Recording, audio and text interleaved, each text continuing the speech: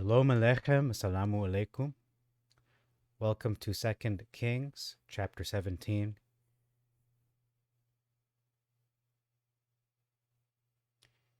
In which there are 41 verses. The title of this video and this chapter is, And Hashem rejected all the seed of Israel. I might put the Lord just because it's more accessible, more mainstream. And the Lord rejected all the seed of Israel. This is a very important chapter, and we'll see a very important verse, one of the most important, in fact, that I've ever covered on this channel. So let's get down to it. Verse 3 it says, rendered him tribute versus gave him presents. No, he didn't give him presents. He had to give him a tribute. We see that in modern day Islam. I believe there's something called the jizya tax. Verse 4, significant difference. It says iniquity versus a conspiracy. And we know the scriptural definition of conspiracy is not as we think in modern terms, like a conspiracy theory. No, this is talking about an unlawful alliance or a mutiny, a rebellion. In that year, so it says, brought not a tribute to the king of the Assyrians in that year, that specific year, versus as he had done year by year. So this is a difference of 1 year, not bringing tribute, versus multiple years perhaps. Verse 5, went up against all the land versus came up throughout all the land. Verse 6, settled them versus placed them. Mountains versus cities. Verse 7, it came to pass versus so it was. Verse 8, a continuous difference of nations versus the heathen.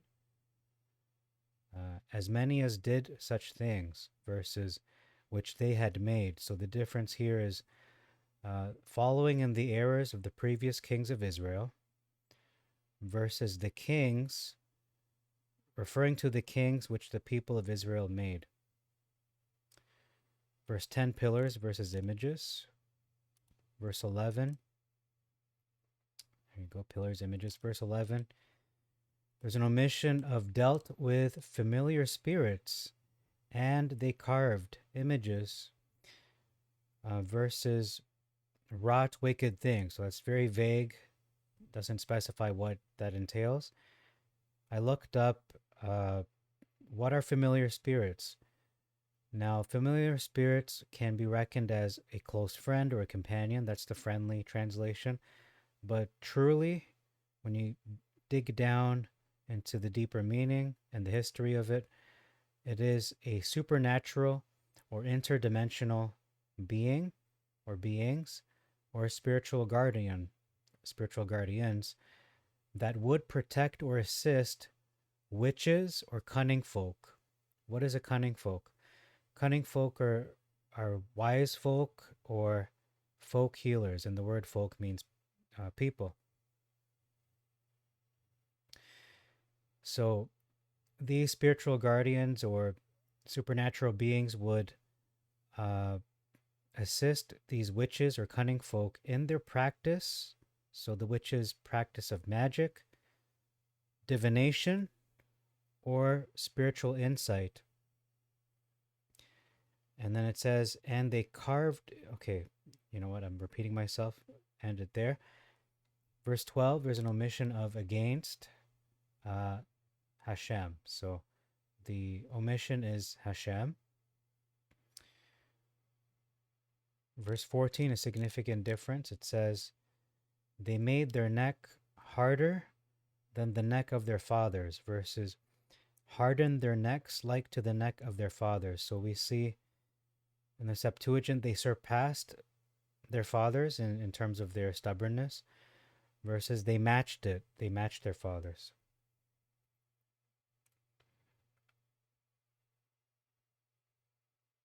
So we can see a little bit of making things less harsh on Israel in the Masoretic, and that isn't often seen. That's one of the rarities. Um, Moving on to verse 17, it says here auspices. Now, the word auspices means protection or omen. So that's what they used. Israel did. Versus enchantments. Enchantments are magic spells.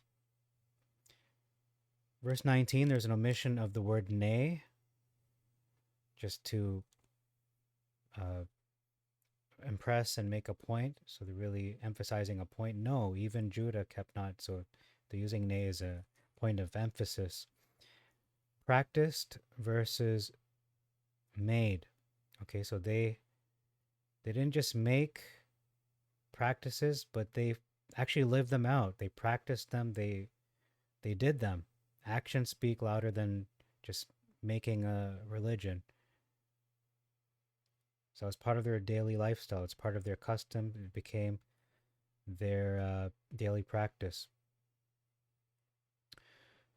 Okay, that's verse 19. And then there's another omission. It is, and rejected Hashem. So that is that's a harsh statement, but that's what they did. It's just cutting to the point. That's essentially what happened. Now this is the huge difference. This is the meat of this video and the focus of what we'll be talking about. So let's read it in the Masoretic first. And Hashem rejected all the seed of Israel. Stop there.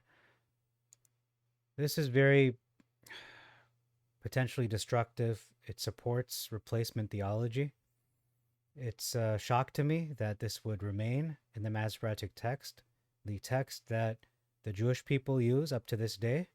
So in their scriptures, you can go to their Tanakh and show them 2 Kings chapter 17, verse 20, and say, you're not Israel anymore. You've been rejected by your God right here. Look, it says, and Hashem rejected all the seed of Israel outright. So you guys have been rejected. Not so in the Septuagint, however. So let's look at the Septuagint. And Hashem was angry with the whole seed of Israel. He didn't reject them. He was just angry with them. But interestingly enough, I looked at all the Septuagints that I have. The Netz version, the Lexham, the Orthodox Study Bible, and other versions, but those are the other three. Comparing it to the Brentons is the only one that actually has this phrase. So just to be fair, it's the only one who has this is the Brentons.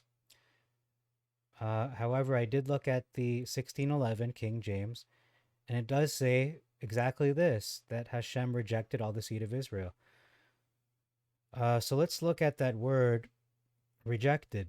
It is the Hebrew mawas, which means to reject, despise, refuse. Can also mean to make disappear and to spurn. So again, very, very, very destructive if this would be used as a doctrinal statement to back up your fundamental belief. Or if you support replacement theology, this would be a very powerful ammunition you could use to just subvert Israeli culture and say, okay, I'm the new Israel now. You've been rejected. But no, that's not the case. The word of Hashem says, and Hashem was angry with the whole seed of Israel. So he was just simply angry with them. And if you reject the Brentons, then this sentence doesn't even exist. It just jumps to Hashem troubled them. Okay? So that's verse 20. So moving on to 21. For as much as Israel revolted from the house of David versus for he rent Israel from the house of David. So the difference here is that Israel chose to abandon the sons of David. So they're no longer following David's lineage, not recognizing his authority over them in terms of who will be their king. Versus Hashem forcefully removing Israel from David. So that is something that Hashem did, not that the people chose to do. and perhaps forcefully, perhaps not. But I'll leave that up to different opinions. Verse 24, these places are located in Babylon. So all the names of these places: Kutha, Aya, Hamath, Sepharvaim. In the Septuagint, these are places in Babylon located there, versus Babylon being separate from these places in the Masoretic. These are all different places. Babylon is separate from them. In verse 25, I just reflect on this verse. They were established there. That's a fact. They were established there. But my question is now, I don't know the answer to this question, but I'm going to pose a question. And the question is this: we have Samaritans currently existing in the nation of Israel. And these Syrians, these Samaritans, they may or may not speak Assyrian. And that may be as a result of or relating to being originally from Iraq, or AKA Babylon, ancient Babylon. So is that why today's Samaritans speak Assyrian? Because they came from Iraq, as it says here. They came from Babylon. So that is a question I don't have the answer for. It's just speculation on my part.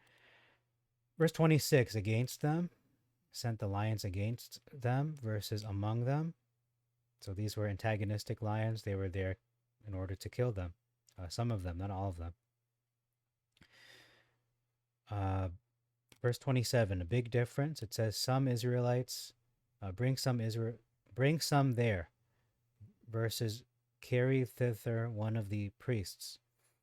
So the instruction was to bring some. However, we see they didn't bring some, they only brought one. And then it says here, they shall teach them, versus let him teach them.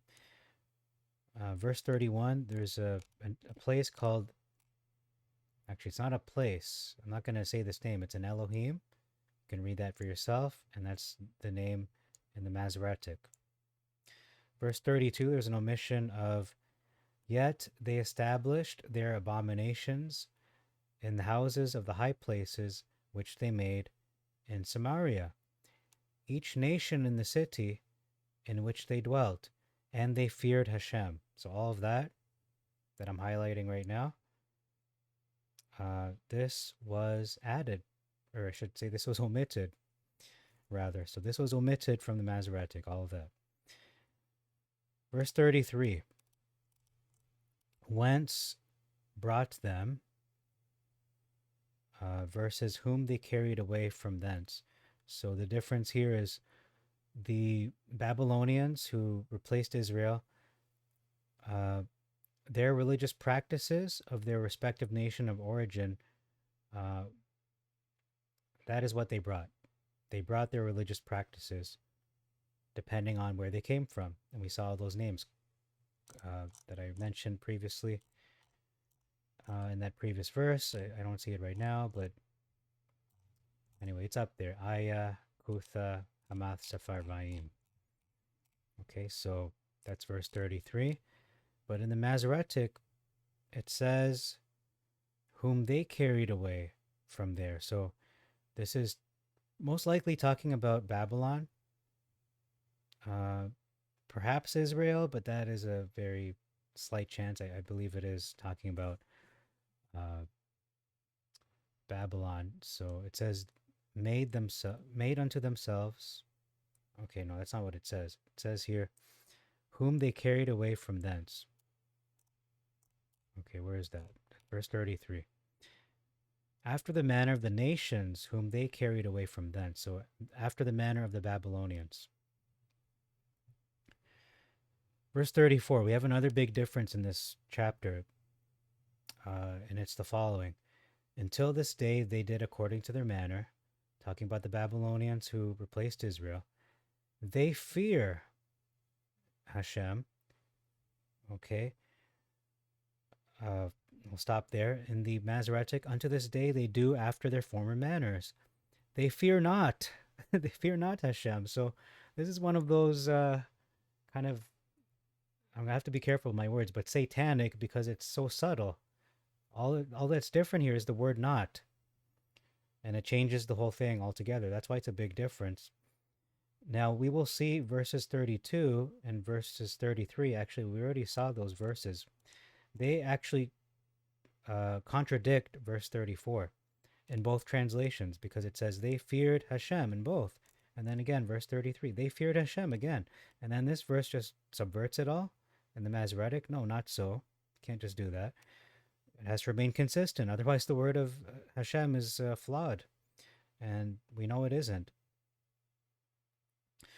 So, a significant difference, continuing on, it says, they do according to their customs and according to their manner, etc., etc. Versus, neither do they after their statutes or after their ordinances. So we see another, it's a continuation of this thread, this satanic thread of just inserting the no, the negative, saying neither do. So they inserted neither. So the Masoretic text, if I want to boil it down and simplify it for you, it is nonsensical in this verse. It's not making any sense at all. Going back to the Septuagint, however, it doesn't make complete sense either. Why? Well, personally, this is my interpretation of this verse. You need to add punctuation in the correct spot, otherwise it doesn't make sense. So this is how it should read, in my opinion. It should read, let's just read it all. Until this day, they did according to their manner. They fear Hashem. They do according to their customs and according to their manner, and according to, should be their law, and according to their commandment, period.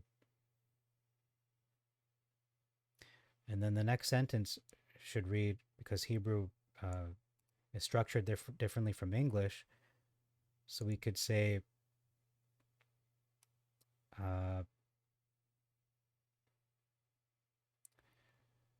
the sons of Jacob, whose name he made Israel, which the Lord commanded, or which Hashem commanded. Hashem, I'm just going to ignore the and. Hashem made a covenant with them and charged them, saying, you shall not fear other gods. So this is a parenthetical statement that spans the end of verse 34. So all of this,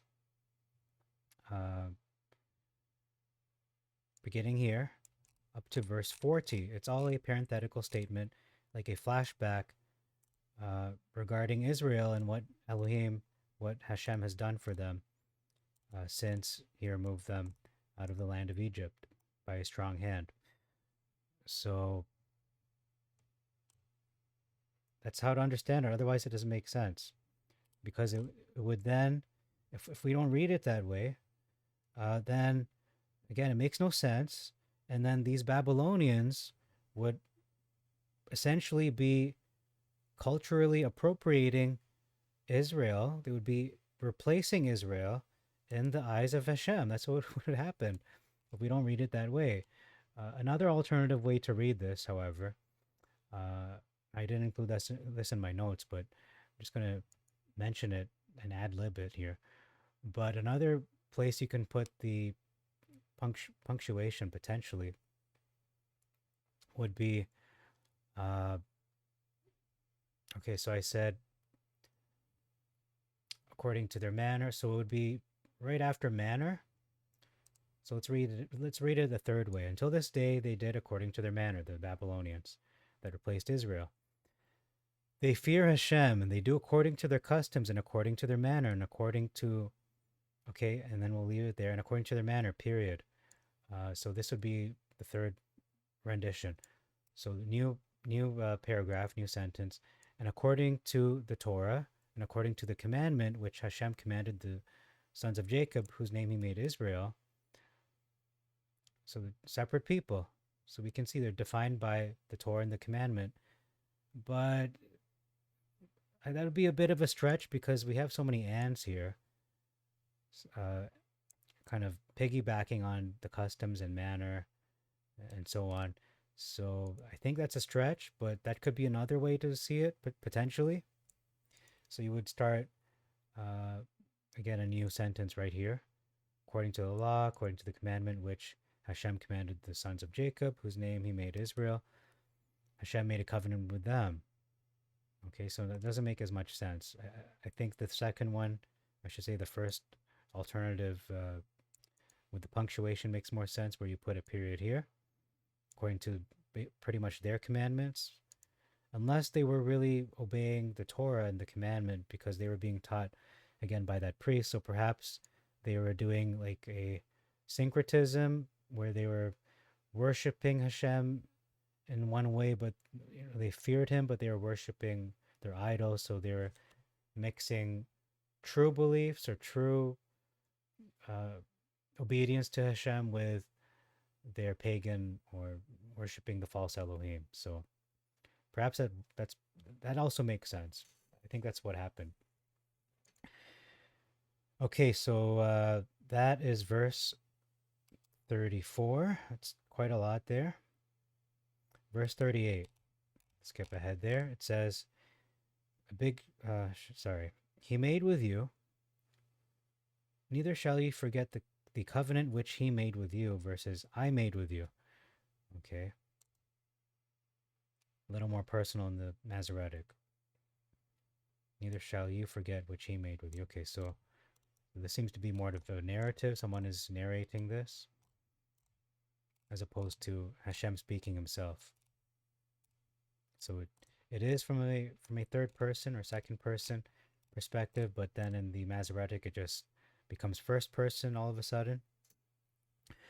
Verse 40, a big difference. It says here, neither shall ye comply with their practice. So again, speaking to Israel,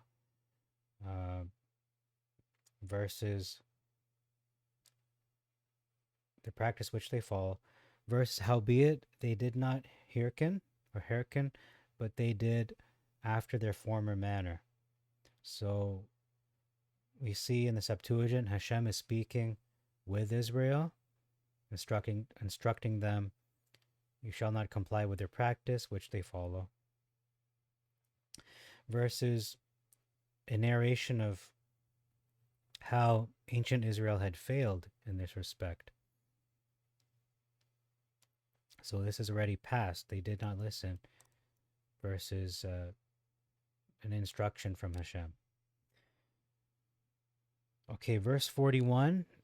In both translations, this is again a contradiction to verse 34, where it says they did not fear Hashem, because here it clearly says 3 times now in this chapter that these nations that originally came from Babylon, yes, they did fear Hashem. For the 3rd time. How many times do you want it to say that before you believe it? Okay, so that's all for this chapter. Thank you very much for your time. Till next time, I bid you all Shalom Aleichem, Assalamu Alaikum, Irini Mazisu, Pax Vobiscum. Peace be unto you, and Maranatha.